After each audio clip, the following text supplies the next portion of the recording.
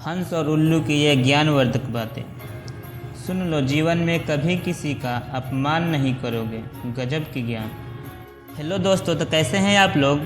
उम्मीद करता हूँ अच्छा ही होंगे आप लोग। एक बार फिर आपका स्वागत है हमारे YouTube चैनल सच्चा ज्ञान कहानी में।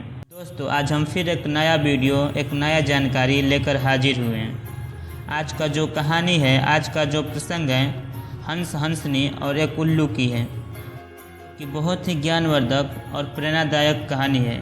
इस कहानी को पूरा सुनें। ये कहानी आपको जीवन में ढेर सारा प्रेरणा देगी, इसलिए इस वीडियो को अंत तक देखें ताकि आपको पूरा जानकारी, संपूर्ण जानकारी हासिल हो।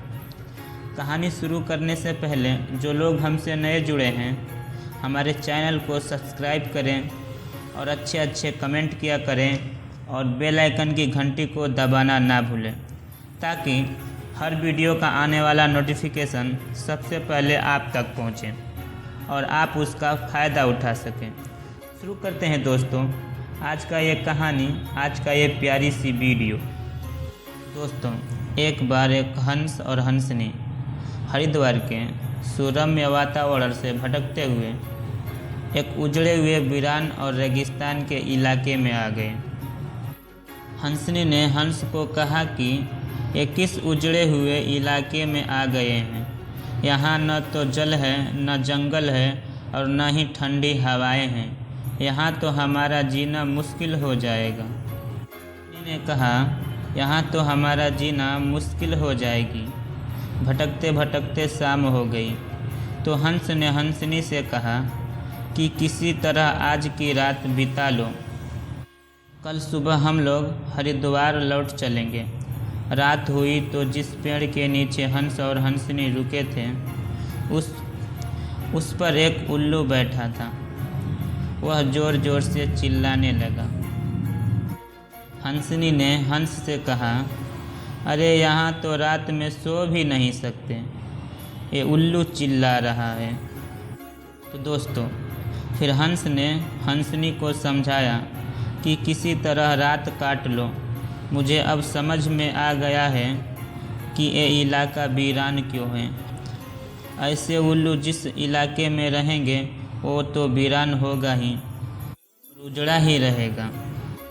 पेड़ पर बैठा उल्लू दोनों की बातें सुन रहा था। सुबह हुई, उल्लू नीचे आया और उसने कहा कि हंस भैया, मेरी वजह से आपको रात में तकलीफ़ हुई हो तो मुझे माफ़ कर दो।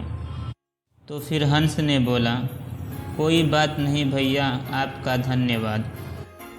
यह कहकर जैसे ही हंस अपनी हंसनी को लेकर आगे बढ़ा, पीछे से उल्लू चिल्लाया, अरे हंस भैया, मेरी पत्नी को लेकर कहाँ जा रहे हो? तब हंस चौंक गया और उसने बोला, आपकी पत्नी?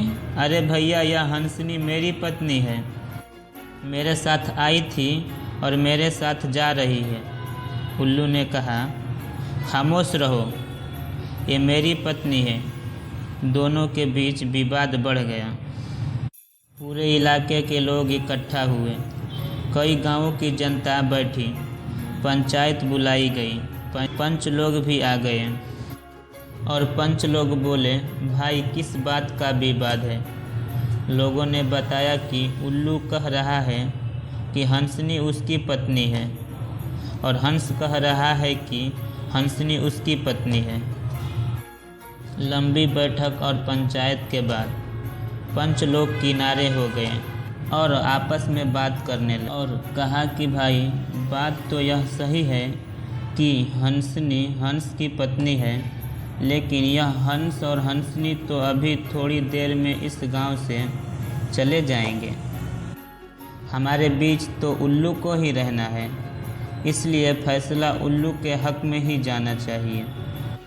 दोस्तों, फिर पंचों ने अपना फैसला सुनाया और कहा कि सारे तथ्यों और सबूतों के जांच करने के बाद यह पंचायत इस नतीजे पर पहुंची है कि हंसनी उल्लू की पत्नी है। हंस को तत्काल गांव छोड़ने के लिए हुक्म दिया जाता है। यह सुनते ही हंस हैरान हो गया और रोने लगा, चीखने लगा और चिल्लाने लगा कि पंचायत ने गलत फैसला सुनाया है।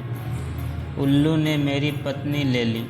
रोते रोते चीखते जब वह आगे बढ़ने लगा तो उल्लू ने आवाज़ लगाई, ऐ मित्र हंस रुको।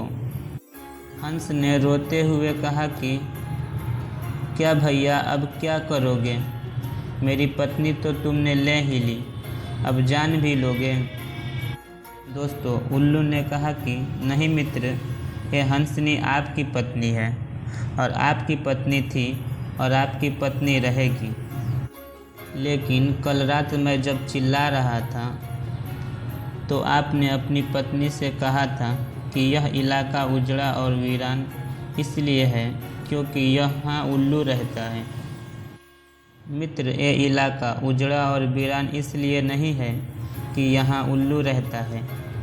यह इलाका उजड़ा और वीरान इसलिए है क्योंकि यहाँ पर ऐसे पंच रहते हैं जो उल्लुओं के हक में फैसला सुनाते हैं। इलाका वीरान इसलिए है कि हमारे उम्मीदवार की योग्यता न देखते हुए हमेशा ये हमारी जाति का है, ये हमारी पार्टी का है के आधार पर फैसला सुनाते हैं और उल्लुओं के पक्ष में ही सुनाया है। तो दोस्तों, ऐसे ही अन्य ज्ञानवर्धक कहानियाँ सुनना चाहते हैं और जानना चाहते हैं तो हमारे चैनल को सब्सक्राइब करें और बेल आइकन की घंटी को ऑन करें और हर रोज़ ज्ञानवर्धक कहानी प्राप्त करें। तो दोस्तों, मिलते हैं एक और नए ज्ञानवर्धक कहानी के साथ अगले वीडियो में।